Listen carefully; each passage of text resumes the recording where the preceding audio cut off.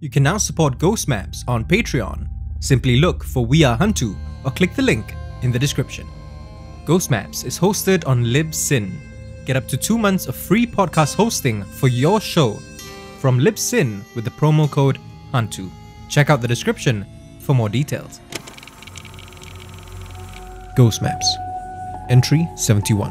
Bayshore, Singapore. When I arrive at the Mamak near Bencoolen Street, Sasha is intently drawing in a sketchbook. Each page is filled with detailed illustrations of everything, from people and animals to places and vehicles. This surprises me because Sasha is a sales executive for a paper product company, dressed in simple but stylish office attire. She stands up to greet me as if we're having a business meeting. As we take a seat, she orders herself another teh while I order a kopi. I wanted to be an illustrator when I was younger, she says, with a shrug, when I ask her about her drawings. It's not like I gave up my passion to pursue a better paying job or anything, she continues. I just realized that a career in art might run the risk of tainting my love for it. She laughs, and she adds that she never had any love for sales to begin with, so it seemed like the perfect fit for her. As a teenager, Sasha explored all sorts of artistic pursuits before figuring out that drawing was what she loved most. Photography, poetry, and filmmaking. It was while she was experimenting with filmmaking, she tells me, when she had her encounter. But before she can get any further, I fish out my recorder, switch it on, and ask her to start from the beginning.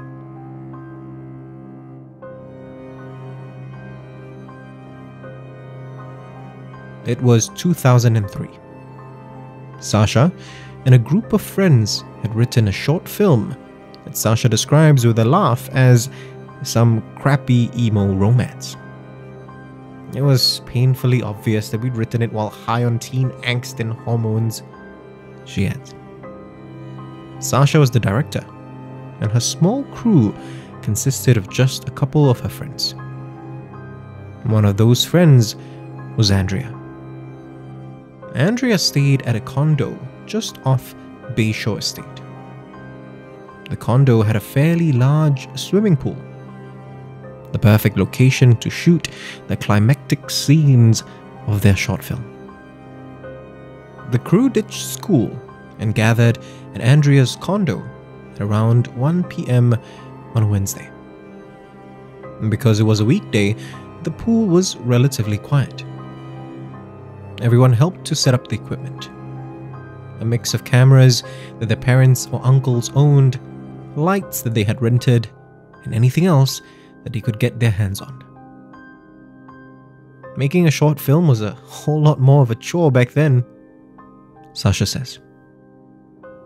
I wish we could have just shot the whole thing on our phones, she adds.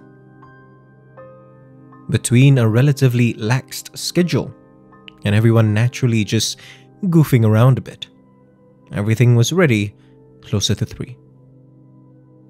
The actors, a couple named Dominic and Nisa, were about as competent as they could be for a pair who were doing this just for fun. Sasha did a number of takes for each scene, from different angles, then shot some B-roll footage before wrapping up. By the time they were done, it was around 7:30 p.m. They were planning to head to another friend's place and shoot a couple of other scenes that night. But there was enough time to take a break in between. The condo had a small cafe just by the pool. Everyone gathered round and ordered snacks and drinks and just hung about. It was honestly a lovely evening, Sasha says. Or at least it would have been, if not for what happened next.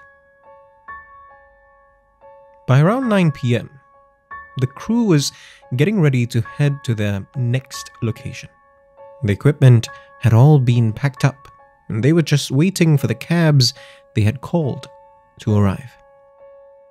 Sasha noticed, as they were waiting around, that the sky was ominously dark.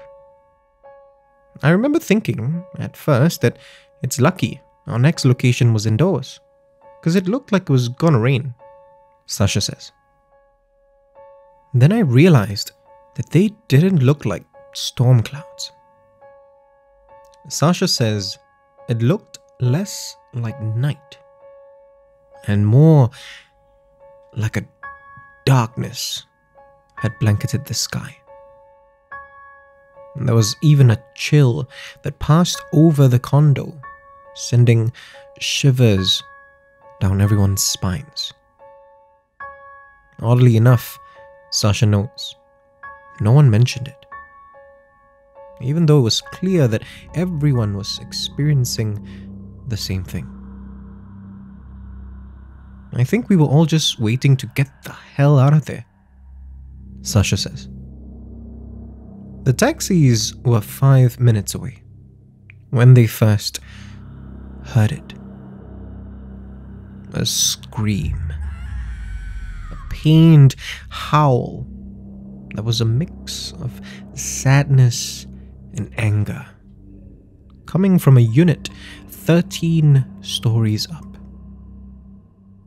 The whole crew looked up to where the scream had come from. Standing on an unfurnished balcony was a woman. She wasn't dressed in a particularly frightening manner, just ordinary home clothes. Those clothes, however, were all in white. Her scream continued, a long, uninterrupted wail. That mix of sadness and anger seemed to tilt more towards the former. But then she saw them. The wailing stopped, and the silence that followed was far more terrifying. I couldn't see her expression from where we were, Sasha says, her voice growing softer now. But the way she stood, Sasha tells me that there wasn't a doubt in her mind. The woman was angry at them.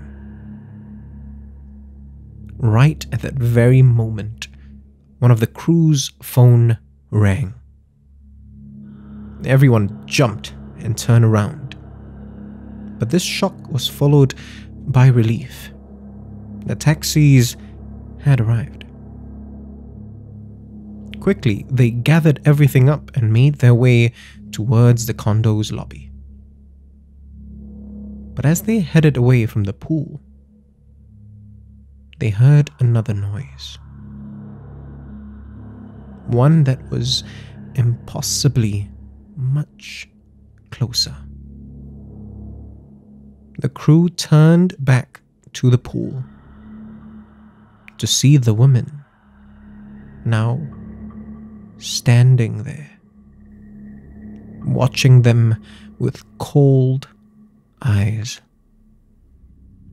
She was drenched from head to toe and panting loudly, almost like a growl. There was no way, Sasha says. Absolutely no way she could have gotten down there that fast. The crew ran. Lugging all their equipment, they sprinted towards the taxis and practically tumbled into the vehicles. They demanded and pleaded with the cabbies to drive as fast as they could to get them the hell away from the condo. As the cars sped away, no one looked back to see if the woman had followed.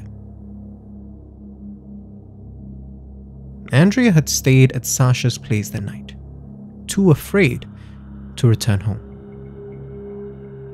Eventually, though, when she did head back, she asked her parents about the woman. Her parents couldn't give her definitive answers, but her father had certainly heard rumors. Stories of a woman who had drowned in the pool, sightings of her on the anniversary of her death. Andrea asked her dad what time the woman had died.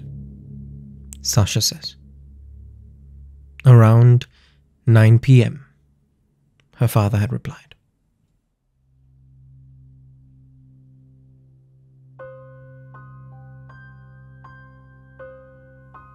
Sasha takes another sip from her drink. She tells me that the stories stayed with her all this time, and she still thinks about it every once in a while. As time passed, though, I don't look back at it with fear, she says, pauses, then adds, but with sadness. She stops suddenly, and fishes her sketchbook back out and flips through it. In fact, she says, before settling on a page, then sliding the book towards me. On the page is an illustration of a woman. Of the woman. And I see what Sasha means. If you want to discover more of Southeast Asia's other side, subscribe now and follow us on social media. You can also be one of our supporters on Patreon. Look for We Are HANTU or click the links in the description. Ghost Maps is a HANTU production, created by Kyle Ong and Wayne Ray, with art direction by Jolene Lim, and recorded on Audio Technica mics.